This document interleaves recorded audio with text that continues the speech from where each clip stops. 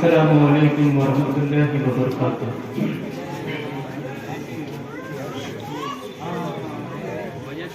अल्हम्दुलिल्लाह रब्बिल आलमीन वस्सलातु वस्सलामु अला सय्यिदिल अंबिया'i वल मुरसलीन अम्मा बाद फ़अऊज़ु बिल्लाहि मिनश शैतानिर रजीम बिस्मिल्लाहिर रहमानिर रहीम व रफ़अना लका ज़िक्रक सदक़ल्लाहुल अज़ीम व सदक़ रसूलुहुन नबियुल अमीनुल मतीनुल करीम व नहनु अला ज़ालिका लमिनश शाहिदीन व शाकिरीन वल्हम्दुलिल्लाहि रब्बिल आलमीन। इंतहाई जुलूस व क़िल्लत के साथ बारगाह रिसालत में हम ये दुरूद की नज़री पेश करें और आवाज़ बुलंद पढ़ें। अल्लाहुम्मा सल्लल्लाहु अलैहि व सल्लम सय्यिदना व नबीना बारिक व सलाम अलैहि या अल्लाह सलातो व सलाम अलैहि या अल्लाह अलैहि व आलिहि वसल्लम। बज़्म हस्ती के ताजदार आए, बज़्म हस्ती के ताजदार आए, गुलशने दहर की बहार आए। बेशक जिसके दामन में छुप सके दुनिया वो रसूले करम शेयार आए। बज़्म हस्ती के ताजदार आए, गुलशने दहर की बहार आए। जिसके दामन में छुप सके दुनिया वो रसूले करम शेयार आए। बहुत न तख्त ताज न सरबत न कैसरी के लिए, न तख्त ताज न सरबत न कैसरी के लिए रसूल आए हैं दुनिया की रहबरी। रसूल आए हैं कैसरी के लिए, रसूल आए हैं दुनिया की रहबरी के लिए। नबी का इश्क मुकद्दम है उम्मती के लिए, नबी का इश्क मुकद्दम है उम्मती के लिए। चिराग जैसे जरूरी है रोशनी, चिराग जैसे जरूरी है मुकद्दम है उम्मती के लिए। चिराग जैसे जरूरी है रोशनी के लिए। बहुत गिरामी आज हम और आप नाते हबीब अलैहिस्सलाम से मंसूब इस महफिल में, जिसे जश्न ईद मिलादुन नबी से भी मंसूब किया जाता है, और हुजूर अकरम अलैहिस्सलाम की सीरत तैयबा, मोजज़ात और आपकी सुन्नत करीमा, इन मौज़ूआत के मंजूम तासुरात अंजुमनों की शक्ल में ये बात दीगरे आपके सामने पेश किया जाएगा। मुंतज़िमीन बज़्म में अंजुमनों की इंतज़ार और उनकी यहाँ तक तशरीफ़ आवरी के दरमियान थोड़ा सा हिस्सा बचा के कि जितनी देर में लोग फारिग होकर आ भी जाएं और अंजुमने भी आ जाएं, उतनी देर तकरीर हो जाए, तो यकीनन जैसे आप आ जाएंगे बता दीजिएगा, तकरीर खत्म हो जाएगी। ये यही है भी, और सच्चाई बयान कर भी देनी चाहिए। तो उतनी देर वैसे ही कोई बहुत लंबी चौड़ी कोई तकरीर नहीं होनी।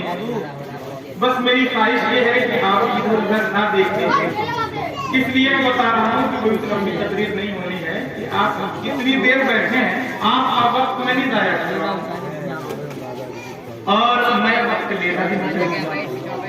कुरान करीम की आयत करीमा की तिलावत का शरफ हासिल फरमाया।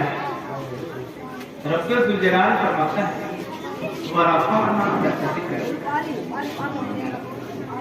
ए महबूब हमने आपकी खातिर आपके जिक्र को बुलंद कर दिया। सुभान अल्लाह, आपकी खातिर। कमाल ये है कि जिक्र भी बुलंद हुआ, जिसका जिक्र बुलंद किया परवरदिगार ने, उसी की खातिर जिक्र बुलंद किया। कायनात में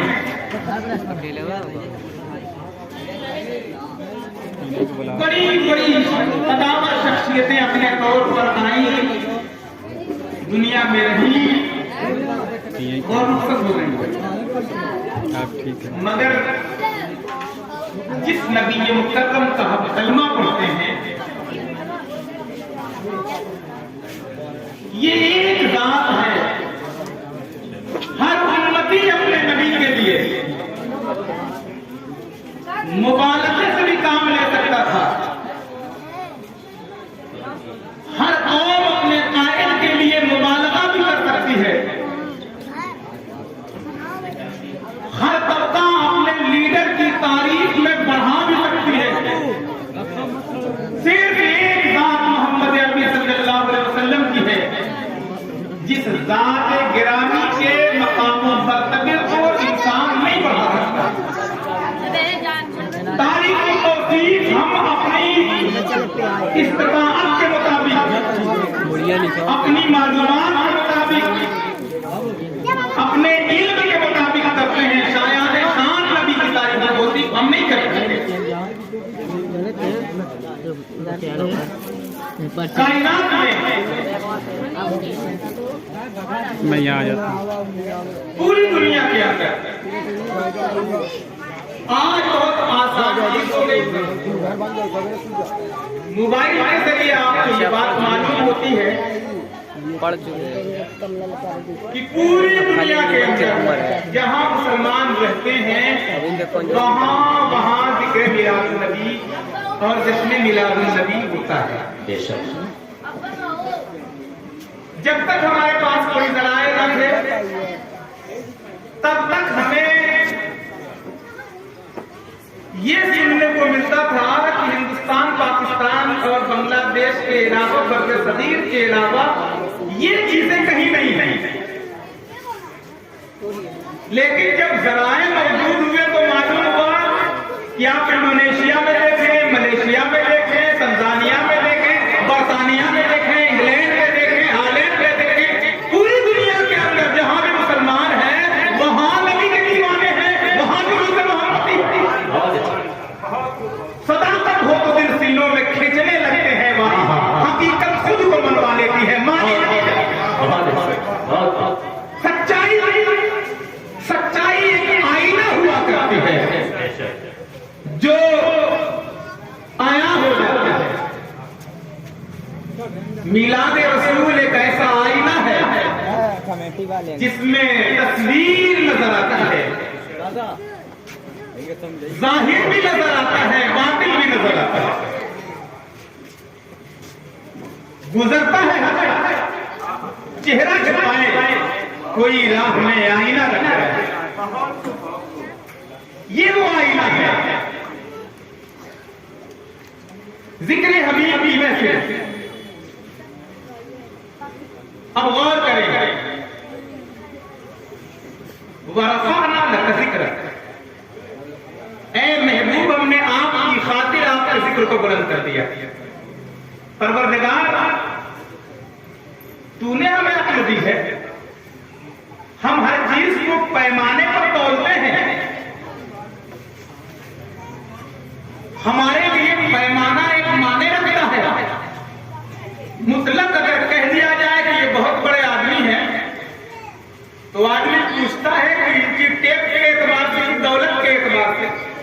अगर कहा जाए दौलत के एतबार से तो पूछता है लखपति है, करोड़पति है, अरबपति है। यानी जब तक पैमाना ना बताया जाए तब तक उसे इत्मीनान नहीं होगा। कितने में बहुत दूर से आया, पूछता है कितनी दूर से, उसे पैमाना चाहिए। 1000 किलोमीटर से, 500 किलोमीटर से, 10 किलोमीटर से, 20 किलोमीटर से दूर से आए तो कितने से पैमाना मांगता है। क्या बात है, बहुत ऊंचा है। कितना ऊंचा है? 50 feet, 100 feet, 200 feet, 500 feet, 1000 feet, कितना ऊंचा है? पैमाना चाहता है। बुलंदी के लिए पैमाना, बस्ती के लिए पैमाना, कुर्बत के लिए पैमाना, दूरी के लिए पैमाना। रब्बे ज़ुल जलाल ने जिक्र रसूल की बात की, फरमाया वरफ़अना लका ज़िक्रक, हमने आपकी खातिर आपके जिक्र को बुलंद कर दिया। इंसानी शऊर सोच में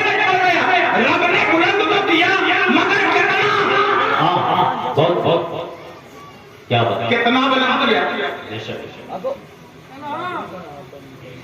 और अगर पैमाना नहीं तो फिर ये कब सवाल आता है,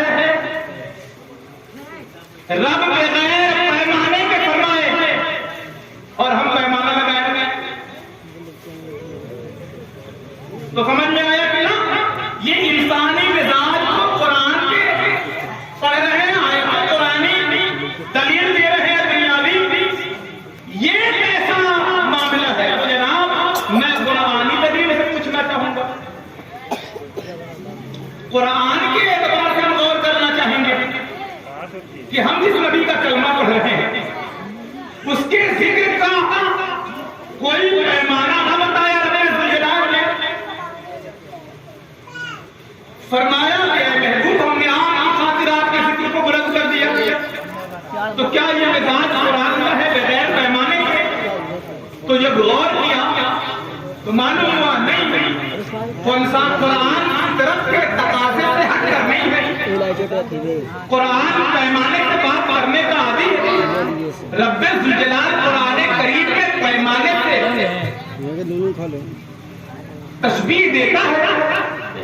कहां पैमाने की बात आ गई? वहीं जहां अपने कुर्ब और बंदों के कुर्ब की बात फरमाता है, रब कहता है रब्बे जुल जलाल फरमाता है मैं करीब हूं बंदे की शहरत से। रब्बे जुल जलाल उम्मत के लिए शहरत का पैमाना बयान कर दिया। हमें समझ में आया कि शहरत हमसे कितनी करीब है। अगर बाकी तो हम बाकी, कट गई तो हम मिट गए। शहरत का पैमाना ये गर्दन हमारी इससे करीब रब ने फरमाया मेरी कुदरत इससे भी करीब, मेरी रहमत इससे भी करीब, वरना शहरत से करीब।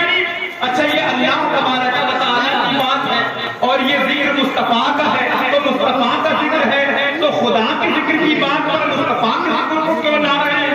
वो माबूद है, ये अब्द है, वो मालिक है, ये बंदे हैं, वो खुदा है, ये रसूल है, दोनों में।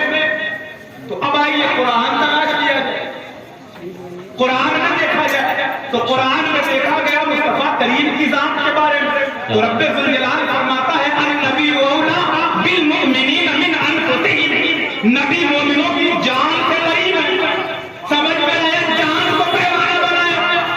जब रब्बे जुल जलाल मोमिनों की जान से करीब, जान को पैमाना बनाया, जान को पैमाना बनाया। रब्बे जुल जलाल अपने महबूब के लिए मोमिनों की जान का पैमाना बनाया, अपने कुर्ब के लिए शहरत का पैमाना बनाया। तो फिर जिक्र मुस्तफा के लिए पैमाना बनाना कहा? मैंने जिक्र को बुलंद कर दिया, वहां तक फकत मेरी बात रह जाती है और कोई बात नहीं रहता। पैमाना हो तब ना, इसलिए बादत सदा बुजुर्ग कोई किस्सा मुकद्दर ये नसीबा है इस्लाम का कि इन्हें वो नबी मिला, इन्हें वो नबी मिला जो इमाम नबिया है, जो महबूबे नबिया है, जिसकी हर जगह चलेगी। परवरदिगार जिसे इतना पावर अता करेगा। जिक्र हजरत आदम के लिए जन्नत में जब आंख खुली तो देखा कौन है ये नाम? कहा ये मेरे महबूब का नाम है, दुनिया में आया है। अंबिया आते रहे, बशारत देते रहे और खुसूसियत के साथ हजरत ईसा अलैहिस्सलाम ने भी बता दिया था कि अब जो आएंगे वो मोहम्मद अरबी सल्लल्लाहु अलैहि वसल्लम होंगे। कुल बनी इसराइल और बनी इस्माइल के जद्दे अम्बिया हजरत इब्राहिम खलीलुल्लाह ने दुआ की। आप सही है। दुनिया में पैगंबर इस्लाम सल्लल्लाहु अलैहि वसल्लम का जिक्र हमा वक्त होता रहा, हजरत आदम से लेकर हजरत ईसा अलैहिस्सलाम तक। हजरत आदम अलैहिस्सलाम के दौर में कलमा पढ़ा जाता था। कौन सा कलमा था?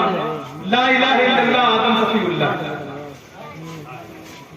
नूह अलैहिस्सलाम के दौर में ला इलाहा इल्लल्लाह नूह नजीबुल्लाह। हजरत इब्राहिम के दौर में ला इलाहा इल्लल्लाह इब्राहिम खलीलुल्लाह। नाम गिनाया जाएगा तो तमाम अंबिया को इसी तरीके से, लेकिन अंबिया के बारे में आदम कौन सा कलमा पढ़ते थे? ये तो उम्मती कहते थे ना कि आदम सफीउल्लाह। आदम क्या कहते थे? ये तो नूह कहते, उम्मती कहते थे ना नूह नजीबुल्लाह। नूह क्या कहते थे? ये तो फॉलोअर कहते थे ना इब्राहिम खलीलुल्लाह। खलीलुल्लाह क्या कहते थे? ये तो इस्माइल के मानने वाले कहते थे ना ला इलाहा इल्लल्लाह इस्माइल नबीउल्लाह। इस्माइल क्या कहते थे? ये तो मूसा के उम्मती कहते थे ना ला इलाहा इल्लल्लाह मूसा कलीमुल्लाह। मूसा क्या कहते थे? ये तो ईसा के उम्मती कहते थे ना ला इलाहा इल्लल्लाह। ईसा क्या कहते थे? मालूम ये हुआ हर उम्मती अपने नबी का कलमा पढ़ रहा था, हर नबी मेरे नबी का कलमा पढ़ रहा था। नारे तकबीर, नारे रिसालत, जश्न मिलादुन नबी। बहुत अच्छे, बहुत बहुत। हर नबी हमारे नबी का कलमा पढ़ रहा था। अब क्या इससे बड़ी भी नेमत और तलाश की जाए कि रब्बे जुल जलाल ने उस महबूब की उम्मत में पैदा करवाया कि इसे वो कलमा दिया जो नबियों का हुआ करता था। क्या बात, जो कलमा नबियों का था वो इस उम्मत को मिला। जो आदम पढ़ते थे वो हम पढ़ रहे हैं, जो नूह पढ़ते थे वो हम पढ़ रहे हैं, जो इब्राहिम पढ़ते थे वो हम पढ़ रहे हैं, जो जकरिया पढ़ते थे वो हम पढ़ रहे हैं, जो यहिया पढ़ते थे वो हम पढ़ रहे हैं, जो यूसुफ पढ़ते थे वो हम पढ़ रहे हैं, जो यूनुस पढ़ते थे वो हम पढ़ रहे हैं, जो अय्यूब पढ़ते थे वो हम पढ़ रहे हैं, जो जुल्किफ्ल पढ़ते थे वो हम पढ़ रहे हैं, जो मूसा व ईसा अलैहिस्सलाम जो अंबिया पढ़ते थे वो हम पढ़ रहे हैं। अच्छा, एक चीज जिक्र को कितना बुलंद किया। दुनिया में लिबास बशरी में नहीं आए तब भी जिक्र हो रहा है। हयात बशरी के साथ रहे तब भी जिक्र होता रहा। लिबास बशरी से रुखसत हो गए तब भी जिक्र होता है। गलियों में जिक्र होता है, बाजारों में जिक्र होता है, महफिलों में जिक्र होता है, जमीन के ऊपर जिक्र होता है। यही लग नहीं कब्र के अंदर दफन करके आते हैं, नकीरे आके पूछते हैं मां तुम का तकुल हुई सालिहा रजुल। कब्र के अंदर भी जिक्र होता है, पूछा जाता है क्या कहा करते थे उस मौके पर। बेशक इतना जिक्र बुलंद किया, कहां पैमाना लगाएंगे? क्या नबी के तारीफ और उसकी समा का कोई पैमाना? कब्र के अंदर भी, कब्र के अंदर भी सवाल हो रहा है, जमीन के ऊपर भी, जमीन के अंदर भी बेशक जिक्र हो रहा है। और यहीं तक नहीं, कब्र के अंदर सवाल पिछली उम्मत के साथ तो नहीं हुआ, इसी उम्मत के साथ हुआ। सवालात कब्र पिछली उम्मत के साथ नहीं था, ये उम्मत मोहम्मदी का खासा है। आप इब्राहीम अलैहिस्सलाम की उम्मत के लिए अब जरा सोचें ना, जिनकी आंखें दीदार के लिए हम वक्त तैयार रहते कि हुजूर को बहालत ईमान मोहब्बत से देखते थे वो सहाबी, लेकिन इस दुनिया में दीदार की तमन्ना लेके जब जाता है कब्र में तो पहली मुलाकात होती है तो उसी की जिसका कलमा होता है। बेशक बेशक नामे अमाल तौले जाएंगे, क्यों? जब लिखे गए हैं तो फिर तौले क्यों जाएंगे? रजिस्टर मेंटेन हो गया, बंद हो गया, हम कब्र में उतार दिए गए, सवाल भी हो गया, फिर हश्र में क्यों दोबारा रजिस्टर खुले रहे? अल्लाह तबारक व तआला आलिमुल गैब है, वो अपने इल्म से कह देता ये जन्नती ये जहन्नमी, मामला खत्म, कुछ भी नहीं होता। लेकिन दो फरिश्तों का इंतजाम किया जो किरामन कातिबीन हिसाबों पे लिख रहे हैं। अब वो लिख गया, सारा रजिस्टर पेश हो गया, अब तो वहां से फाइनल हो जाता ये जन्नती ये जहन्नमी। कब्र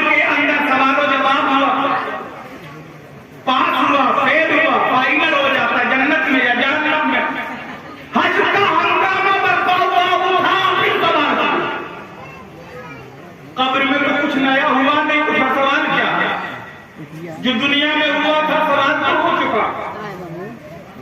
अगर यही सवाल काफी था कि अल्लाह की तौहीद तय करार कर लिया था हमने, मन रब्बुका का जवाब दे दिया था, मादीनुका का जवाब दे दिया था, मा कुंता तक़ूलु फी शान हाज़ा रजूल का जवाब दे दिया था। फिर हश्र का दिन, और हश्र का दिन होगा तो वहां हर उम्मती जो तौहीद पर था, जो अल्लाह के अलावा किसी से नहीं मांगता, अल्लाह की अदालत में सवालों जवाब हो रहा था। उलमा मुहद्दिसीन बयान करते हैं कि हश्र के दिन नफ्सी नफ्सी का आलम होगा, तो उस नफ्सी नफ्सी के आलम में तमाम के तमाम बंदे खुदा की बारगाह में सरेआम कम कर देते, लेकिन नहीं, आदम के पास जा रहे हैं, अल्लाह की अदालत है, गैरुल्लाह के पास जा रहे हैं, कोई जाएंगे इंसानियत के बाबा आदम के पास। अब हजरत आदम को मुझे बताना चाहिए अल्लाह की अदालत है, अल्लाह तबारक व तआला की अदालत है, मेरे पास आए हो, मैं तुम्हारा कुछ नहीं कर सकता, वहां जाओ ना, वो भी फिर दूसरे के पास, किसी गैर के पास दे दे। हजरत आदम कहेंगे जब नफ्स किसी और के पास, तो लोग हजरत नूह के पास जाएंगे, हजरत नूह कह देते, वो भी किसी गैर के पास भेजे, किसी और के पास, किसी और के पास, किसी और के पास। अच्छा, तो काहे नहीं पहले हुजूर के पास चले गए? सबकी निगाह उड़ रही थी, मगर हुजूर सजदे में सर रखे हैं, हुजूर अभी सजदे से सर नहीं उठाए।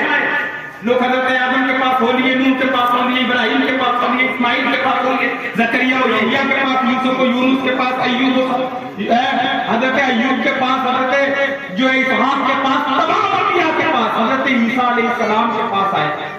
तवक्कुल के साथ लोग आते जा रहे हैं, लेकिन कोई कहीं से नहीं काम चला। अल्लाह तबारक व तआला का हुक्म होगा, मेरे महबूब सजदे से सर उठा, सजदे से सर उठा, मांग क्या मांगा? कहा कि रब्बे जुल जलाल सजदे में जो सर रखा है, तो उम्मत की सिफारिश और बख्शिश की तो बात की है, कह जा। आका करीम अलैहिस्सलाम के पास लोग अभी आने का इरादा कर रहे हैं कि हज़रत ईसा के पास से, लेकिन हुजूर हाथ सर उठाएंगे तो इनके पास लोग आने वाले थे कि हुजूर पहले ही बुला रहे हैं, लोग और जगह जा रहे थे, हुजूर कह रहे हैं आओ मैं सिफारिश करूंगा, आओ मैं तुम्हें बख्शवाऊंगा। समझ में ये आया, समझ में ये आया कि कयामत का ये सारा हंगामा सिर्फ इस बुनियाद पे कि रब्बुल जुल जलाल ने फरमाया का जिक्र ऐ महबूब, हमने आपकी खातिर आपके जिक्र को बुलंद किया। जन्नत से लेकर दुनिया में, दुनिया से लेकर हयात बशरी की पहले की जिंदगी में, दुनिया में तशरीफ आवरी से पहले भी जिक्र, तशरीफ आवरी के बाद लिबास बशरी में भी, दुनिया से बशरी जिंदगी के तकाजे पूरे करके जाने के बाद भी, कब्र में भी, अब हश्र में भी, तमाम अंबिया के पास, ताकि कोई ये न सोचे कि ये काम हजरत इब्राहिम भी कर सकते थे, ये काम हजरत इस्माइल भी कर सकते थे, ये काम हजरत यहिया और जकरिया भी कर सकते थे, ये काम हजरत अय्यूब यूनुस भी कर सकते थे, ये काम मूसा व हारून भी कर सकते थे, ये काम हजरत ईसा भी कर सकते थे। सबके पास हो लिए हैं।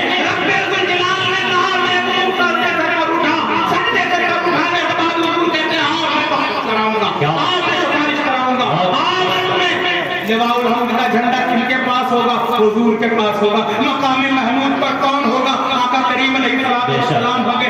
दरवाज़े जन्नत को कौन खोलेंगे? मेरे आका खोलेंगे। शफाअत का दरवाज़ा कौन खोलेंगे? मेरे आका खोलेंगे। बख्शवाने का कौन? कायनात करेंगे। मकसद क्या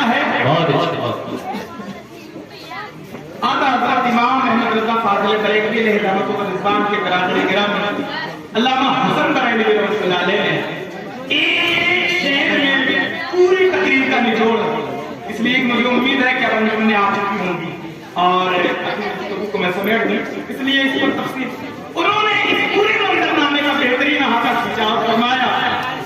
तो कब कितना सबब है, क्या बात है, इन्हें काटे बज़्म महशर का बेशक फकत इतना सबब है, इन्हें काटे बज़्म महशर का कि उनकी शान महबूबी दिखाई देख लो, शफाअत कौन करवाएंगे, शान महबूबी दिखाई जानी है, लिवाउल हम्द किनको अता किया जा रहा है, शान महबूबी देख लो, कौन मेरा महबूब है, हौज़े कौसर का मालिक कौन है, जन्नत का दरवाजा खोलने वाला कौन है। कमाल की बात यह है कि तमाम उम्मतें अपने नबी की तारीफ करें तो मुबालगा हो सकता है, क्या बात, हम नबी की शान ही को नहीं जान रहे तो शायान शान क्या बयान करें, क्या बात, जिनके बारे में जितना जाने की उतना बयान करेंगे। आका फरमाते हैं, हज़रत अबू बकर से फरमाते हैं, अबू बकर मेरी हकीकत से बयान मेरे रब के कोई नहीं जानता, जो जानता नहीं वो क्या बयान करेगा, जितना जानेगा उतना ही बयान करेगा। बेशक क्या बात, कहा मेरी हकीकत को कोई नहीं जानता, और हकीकत यही है कि कोई नहीं जानता। हमने कहा, हमारे दिमाग में ये बात आई कि नबी नूर है, चलो भाई ठीक है, फिर ख्याल आया नहीं नबी बशर है, ठीक है, नबी नूर है, नबी नूर है, नबी बशर है, नबी बशर क्यों है, जनाब अब्दुल मुत्तलिब के पोते हैं इसलिए बशर है, जनाब अब्दुल्लाह के बेटे हैं इसलिए बशर है, माइया मेरा के लखते जिगर है इसलिए बशर है, खदीजतुल कुबरा के शौहर है इसलिए बशर है, अपने बच्चियों के वालिद गिरामी इसलिए बशर है। बशरियत का इनकार नहीं, बशरी तकाज़े पर है। हुजूर ने निकाह फरमाया, हुजूर आराम करते थे, हुजूर चलते थे, हुजूर बोलते थे, हुजूर पैदा हुए, हुजूर इंतकाल किए, बशर है। चलो भाई फिर ये हुआ कि हुजूर बशर है। अच्छा, ताइफ में सन के लगने से खून निकले, हुजूर बशर है। जिब्रील अमीन ने सीना चाक दिया, खून नहीं निकला, कहा वो बशरी पैकर था, ये दूरी पैकर है। अच्छा, मेरा नबी बशर है, नबी नूर है, हंस गए, बशर है, नूर है, बशर है, नूर है, क्या है, फंसे हुए हैं। फंसे क्यों हैं, इसलिए फंसे हैं कि आने वाला नूर है, जो आया है वो नूर है। कौन, जनाब जिब्रील जी, जो सवारी आई वो नूर है। बुरा अक्स नजर तो आ रहा है, लेकिन नूर इतना लतीफ होता है कि कसीफ उस पर नहीं रखा जा सकता। इस रोशनी से कोई खाका तो बनाया जा सकता है, लेकिन उस रोशनी के खाके पे कोई चीज रखी नहीं जा सकती। मिसाल के तौर पे एक बड़ा सा कांच जलाइए और इससे निकलने वाली रोशनी साइड के अंधेरे से देखेंगे तो ऐसा लगेगा कि एक कोई खंबा है तो देखे, या कोई पाइप है, ऐसा लगेगा कि कांच की रोशनी, ऐसा कुछ लगेगा कि हाला बांधे हुए है और दूर तक नजर आ रही है। मैं उसमें अपने टोपी ले जाके रख सकता हूँ, रुकेगी उसमें नहीं। एक कोई हल्का सा तिनका उसमें रखेंगे, रुक जाएगा, नजर तो जरूर आ रही, रुकेगी नहीं। क्या रोक सकते हैं उसमें, साइड से दूसरी एक रोशनी डाल दीजिए और टच करिए तो रुक जाएगा। एक मिसाल है। अब अगर मान लिया जाए नूर की सवारी है तो वो लतीफ है, उसमें कसीफ जिस्म रहेगा कैसे, फिर हमारा ध्यान देने लगा वो नूर है, नूर पे नूर को बिठा दिया गया। अच्छा चलो अब ये सोचने लगे कि चलो नूर है, अब नूर है, अब नूरों बशर के झगड़े में हम पड़े हैं, हमारा दिमाग काम कर रहा है, आगे बढ़े सिदरतुल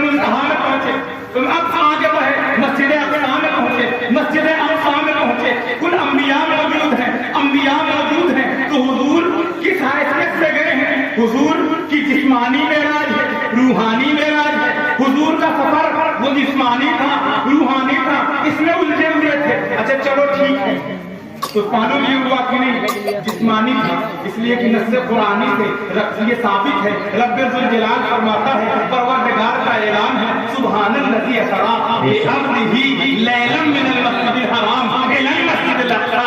पाक है वो ज़ात जो ले गई अपने बंदे को मस्जिद हराम से मस्जिद अक़सा तक। अब हमारा कच्चा अक़ीदा, कमजोर तबीयत नबी के पावर को नहीं मान रही थी, मगर मजबूर होके अख्तियार खुदाबंदी पर कुदरत खुदा पर उंगली न उठा सकी। मानना पड़ा, जाने की बात नहीं हो रही है, ले जाने की बात हो रही है। रब कहता है बात है उस बात की जो ले गई। अरे मुस्तफा जा सकते हैं या नहीं जा सकते, ये जो महफिल में कर लिया जाएगा। खुदा ले जा सकता है या नहीं ले जा सकता, तो हाँ ले जा सकता है। तो जब ले जा सकता है तो कुरान तो कह रहा है पाक है वो ज़ात जो ले गई अपने बंदे को। तो जब ले गई तो खुदा की ज़ात, अगर इसका इनकार करें तो मुस्तफा की ज़ात पे एतराज़ नहीं, खुदा की ज़ात पे एतराज़ होगा। क्या बात, तो ले जाने वाला नहीं ले जा सकता, अब नहीं ले गए। और अगर ले जा सकता है तो गए। अच्छा चलो ठीक है। अब वहां पे जाने के बाद एक और मामला है। ये आया कि तमाम अंबिया मौजूद हैं। दिल में ये ख्याल आया कि वो अरवाह अंबिया रही होंगी, आदम की रूह, नूह की रूह, तमाम अंबिया की 1,24,000 अंबिया इकराम की अरवाह मुक़द्दसा रही है। लेकिन वहां पर नमाज पढ़ी गई।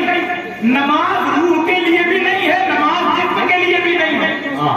अलग अलग दो हिस्सों में रूह निकल जाए, जिस्म पर नमाज नहीं रह जाती, रूह निकल गई। आलमे अरवाह में नमाज नहीं है, कब्र के अंदर जिस्म है, नमाज नहीं है। जब जिस्म रूह के अंदर हो तभी नमाज। न खाली जिस्म पर हुक्म नमाज, न खाली रूह पर हुक्म नमाज।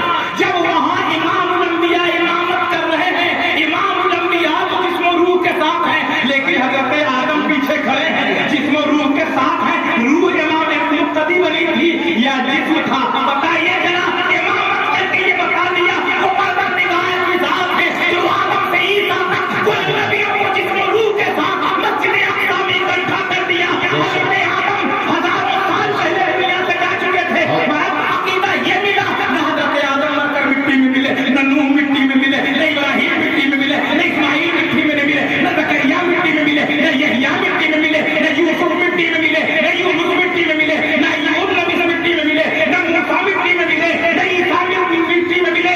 जब लोग नबी मरकर मिट्टी में नहीं मिले तो इमाम अंबिया के बारे में अगर ये बातें ख्याल आए तो उसको इस्तग़फ़ार करना चाहिए, अल्लाह तबारक व तआला तौबा करनी चाहिए और अपने ईमान की खैर बनानी चाहिए कि जब मुक़्तदी नहीं मिले तो इमाम का ये कसूर है। बेशक हक है। नारे तकबीर, नारे रिसालत, मसलके आला हज़रत, फरमाए अहले सुन्नत, जश्न ईद मिलादुन नबी, नारे तकबीर। बहुत जब भी कुरान में रब्बुल जलाल फरमाता है जब हम मिट्टी देते हैं तो कहते हैं मिन्हा खलक़नाकुम व फीहा नुईदुकुम व मिन्हा नुख़रिजुकुम तारतन उख़रा। हमारा अक़ीदा यही होता है, हम अल्लाह के कुरान की तिलावत करते हैं, कुरान में कानून भी यही है कि इसी पे तकलीफ की, इसी में मिलाया गया। कब उठाया क़यामत। तो क़यामत को नहीं आई थी आदम थे, क़यामत को नहीं आई थी नूह उठे, क़यामत को नहीं आई थी अंबिया गए मस्जिद अक़सा में। तो समझ में आया कि कानून के बावजूद परवरदिगार अपने महबूबीन के लिए फितरत को चेंज कर देता है। क्या बात, फितरत को चेंज कर देता है। अब फिर हमारे दिल में क्या है? वसवसा, वसवासिल खन्नास अल्लज़ी युवस्विसु फी सुदूरिन नास। ये वसवसा डालता है। फिर ख्याल आया कि नहीं ये फार्मूला हो सकता है, या तो न हो न हो। अच्छा चलो भाई ठीक है, महबूब के लिए कानून अलग है, अंबिया के लिए कानून अलग है। अच्छा क्या दलील है? एक तो यही दलील हो गई। दूसरी तरफ आइए, आग का काम क्या है? जला देना। ट्राई करने की कोशिश कीजिएगा, खामखा जल जाएंगे। लेकिन जब नारे नमरूद में खलीलुल्लाह को डाला गया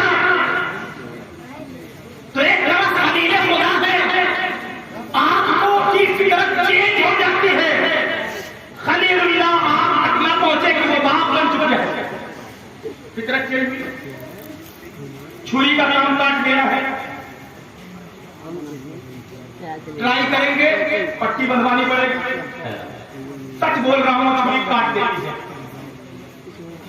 और नहीं तो अपने ऊपर न चेक करिएगा, किसी चीज को काट कर चेक कर लीजिएगा, छुरी काटती ही है। नरम नाजुक गला है, काटने छुरी उसी के हाथ में है जो खलीलुल्लाह है। बेशक खुलकून इस्माइल पे छुरी रखी जा रही है, चलाई जा रही है। खुलकून इस्माइल पे छुरी को अपनी फितरत चेंज होने पर मजबूर होना पड़ा। अल्लाह तबारक व तआला ने फितरत को चेंज कर दिया। छुरी का काम काटना है, खुलकून इस्माइल में न चली, फितरत के तकाजे पर वो पीछे हटे और फिर डालते हैं। उतने में छुरी पे धार लगाने के लिए ये एक मसला तो बढ़ाना था, जबकि छुरी तेज की जाती है। मगर आंख पे पट्टी बांधना है, लेकर गए तो पट्टी क्यों बांधी गई? पट्टी इसलिए बांधी गई कि अल्लाह ने मसले बशरियत और मसलियत कुछ और थी। हजरत इस्माइल के हाथ और पांव बांध दिए गए ताकि है ना, ये बड़ा अजीब इंसान है, बड़ा अजीब इंसान समझता है तो फरिश्ते सोच में पड़ जाते हैं, बिगड़ता है तो शैतान है आ जाता है। उरूजे आते हैं, खाकी से अंजुम सहमे जाते हैं, कहीं टूटा हुआ तारा नए कामिल न बन जाए। इंसान की फितरत बहुत अजीब है।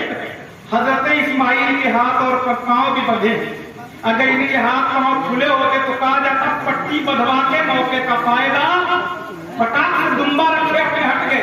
हाथ पांव बंधा, ये कैसे रखेंगे? उनकी पट्टी बंधी हुई है वहां, अब हटे हैं, फिर जाते हैं। इंतजाम में इलाही हुआ, जन्नत से दुम्बा आ चुका है। छुरी भी वही है, जगह भी वही है, हाथ भी वही है, सिर्फ रात बदल गई। महबूब की गर्दन में वही छुरी चलने का इनकार कर रही थी, दुम्बा आया उसी पर वही छुरी भी आ गई। महबूब के लिए फितरत चेंज हुई। आग का काम जलाना था, खलीलुल्लाह को नहीं जलाई। छुरी का काम काटना था, ज़बीहुल्लाह को नहीं काट दिया। आगे बढ़े, दरिया का काम डुबा देना है, उसी दरियाए लिए में हजरत मूसा ने आसा मारा, रास्ता बन गया। हजरत मूसा और असहाबे मूसा दरिया से जा रहे हैं। फिरौन और आले फिरौन ने भी देखा, जब देखा तो सोचा कि पीछा करो। जब पीछा करते हैं तो जब तक महबूबीन के कदम है तब तक वो रास्ता। ये निकल गए, इनकी उम्मत का आखिरी फर्द जैसे उस पार गया, अचानक दरिया मिल गया। बताइए, अल्लाह महबूब के लिए अलग कानून था, मजदूर के लिए अलग कानून था। क्या बात? दरिया एक है, वक्त एक है, और रात बराबरी का तो बराबरी यहां पे भी बड़ी बराबरी सब बराबर है। कहां मूसा और आले मूसा है, कहां फिरौन और आले फिरौन है। दरिया एक है मगर रात बराबर नहीं है। निकल जाने वाली रात महबूबी की थी, वो जैसे ही पार हुई, फितरत के तकाजे पर दरिया का काम डुबाना था। फितरत महबूब के लिए हुआ करती है, आम लोगों के लिए नहीं होती। समझ में आएगी? चलिए बात आगे चली गई। आखिर में जहां मैं ले जाना चाह रहा कि यहाँ पे हम नूरो बशर के झगड़े में थे। कहाँ किस कंडीशन में नूर है, किस कंडीशन में बशर है? आगे बढ़े जन्नत। अब आसमानों की जब साइंस की बात आई तो मेडिकल साइंस कहती है कि किस रफ्तार से बुराक की सवारी, यानी बुराक का एक कदम का हद निगाह है, अगर इस रफ्तार पे इंसान को चला दिया जाए तो ब्लास्ट हो जाएगा। एक इंसान इस रफ्तार पे नहीं चल सकता। फिर हमने कहा इसीलिए तो हम कहते हैं उसमें नूर है। चलो भाई, एक दलील ये बनी। अब आगे बढ़ेंगे, फिर बताइए चला कि इतने किलोमीटर जाने के बाद ऑक्सीजन खत्म हो जाता है। क्या बात? फ्लाइट के अंदर ऑक्सीजन स्टोर रहता है। चांद के मरीज में जाने वाला ऑक्सीजन घाटला लेके जाता है। बगैर ऑक्सीजन के इंसान कुछ किलोमीटर जाने के बाद नहीं जिंदा रह सकता। मुस्तफा करीम आसमानों में जा रहे हैं, बेशक तो वो है इस जिस्म के साथ उतनी ऊपर नहीं जा सकते। फिर हमने कहा कि शायद इसीलिए हम हुजूर को नूर मानते हैं। तो एक तरफ बशरियत का भी इनकार नहीं है, बशरियत का इनकार ही नहीं है, ये बात मान ले कि हम नबी के बशर होने का इनकार ही नहीं करते, लेकिन नूर होने का भी इकरार हो रहा है। अब ये बात आगे बढ़ी जा रही है, आगे बढ़ी जा रही है। पहले दूसरे तीसरे कभी बात है मेरा से बयान कर देंगे, यहाँ विलादत बयान कर रहे हैं। अब आगे बढ़े, सिदरतुल मुंतहा आ गया, सिदरतुल मुंतहा। और जनाबे जिब्रील कौन है? जनाबे जिब्रील सैयदुल मलाइका है। जनाबे जिब्रील अमीन ने फरमाया था, हज़रत इब्राहीम खलील से ही कहा था, ऐ खलीलुल्लाह अगर कोई हाजत हो तो बताएं, मेरी रसाई वहां तक है जहां तक किसी की रसाई नहीं है। बेशक मेरी रसाई वहां तक है जहां तक किसी की रसाई नहीं है। मैं वहां तक जाता हूं जहां तक कोई नहीं जाता। सिदरतुल मुंतहा ये खल्क की आखिरी मंजिल है, सिदरतुल मुंतहा था। हम नूर और बशर, नूर और बशर, नूर और बशर में पढ़े थे। हुजूर नूर है, हुजूर बशर, हुजूर नूर है, हुजूर बशर है। हम इसी चक्कर में थे। इतनी ऊपर नहीं जा सकता, नूर है, ऐसा ऐसे है, बशर है। अब जहां नूर वाला नहीं जा सकता, कहां अगर इसके ऊपर गया तो मैं तजल्ली इलाही किताब न ला सकूंगा। सिदरतुल मुंतहा है, यही जिब्रील की इंतहा है, इसके ऊपर कोई नहीं गया।